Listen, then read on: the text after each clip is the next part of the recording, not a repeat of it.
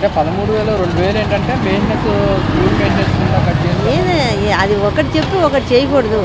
School మెయింటెనెన్స్కి మీరు ఇంకా 17 వేసుకుని ఇంకో 2 వాళ్ళు వేసుకోవచ్చుగా.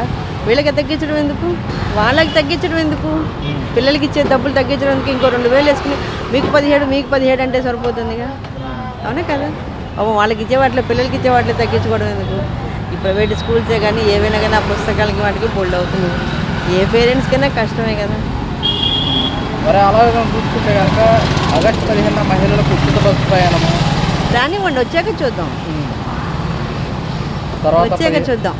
బస్సులు ఏదైనా అమలులోకి వచ్చినప్పుడు మనం చెప్పాలి, అంతేగాని వస్తుంది చేస్తుంది అన్నదానికి దీనికి చాలా తేడా ఉంటుంది. అదొక్కటి మటుకు పెన్షన్ మటుకు అది ఒక్కటి మటుకు రన్నింగ్లో అది పాత పద్ధతే ఉంచారు, అదొక్కటి బాగుంది.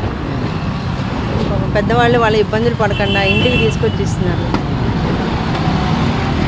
గతంలో వాలంటీర్స్ ఉండేవాళ్ళు, అది తీసేయటం తప్పే, చాలా తప్పు. ఇప్పుడు సచివాలయాలు ఉన్నాయి కానీ వీళ్ళేమో అన్నీ చేసాము అన్నీ అమల్లో పెట్టామంటారు. అక్కడ సచివాలయానికి వెళ్తే మాకు ఏ జీవో లేదని, ఎటువంటి జీవో లేదు, ఎటువంటి పథకాలు లేవు, ఏమీ లేవు వాళ్ళు చెప్తూ ఉంటారు. కూటమి ప్రభుత్వం అమ్మఒడి డబ్బులు రిలీజ్ చేయడం జరిగింది. అమ్మఒడి డబ్బులు మీకు పడ్డాయండి. మాకు ఫస్ట్ రోజునే ఎలిజిబుల్ లిస్ట్లోకి వచ్చింది. 2 పిల్లల పేర్లు కూడాని అమ్మఒడి 2కి ఇస్తానన్నారు. ఎంతమందికి ఉంటే అంతమందికి ఇస్తానన్నారు. చంద్రబాబు అన్న ఇచ్చారు, మాకు 2కి ఇచ్చారు. మా 2 పాపలకి వచ్చినాయండి. మాకు సంతోషమే. ఒక మనిషికి వచ్చి అమౌంట్ 13,000 పడ్డాయండి. మేనేజ్మెంట్ ఉంటుంది కదండి, వాళ్ళకి ఇవ్వాలిగా, ఆ మేనేజ్మెంట్కి ఇచ్చారు. Okay madam. ఉన్న దాంట్లో కొద్దిగా ఫీజులు కట్టుకోగలం, సంతోషంగా ఉంది. ఇట్లాంటివి ఇంకా ఎన్నో చేయాలని మేము కోరుకుంటున్నాం. ఒకరికే అన్న కాన్సెప్ట్ అనేది ఆయన ఫస్ట్ పెట్టాడు కాబట్టి దాని గురించి మాట్లాడటానికి రీజన్ లేదు సార్. చంద్రన్న అప్పుడు పెట్టలేదు, అంతకుముందు కూడా చంద్రన్న పరిపాలనలో ఉన్నప్పుడు ఇలాంటి కాన్సెప్ట్ ఏం లేదు. కాకపోతే జగనన్న వచ్చిన తర్వాత గ్రహించి పిల్లల గురించి ఇది అని చెప్పిన తర్వాత చంద్రన్న చేశారు. మేము కూడా డబ్బులు ఇస్తామన్నారు.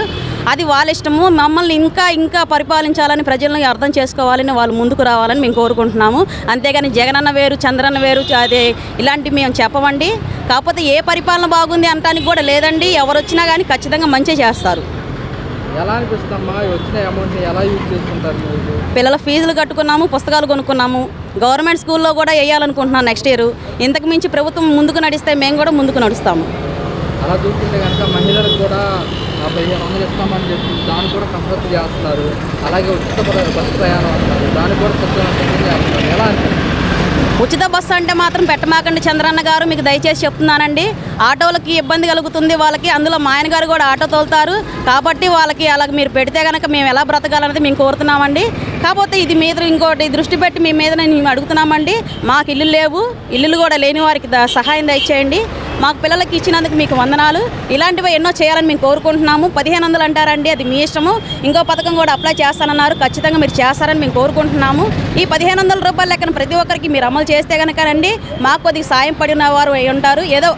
ఏదో చిన్న వస్తువులన్నా తెచ్చుకుంటానికి కానీ ఇబ్బందిగా ఉండదండి. మాకు కూరగాయలు బియ్యమో తెచ్చుకుంటాం కదా సార్, మీరు హెల్ప్ చేయాలని కోరుకుంటున్నాము.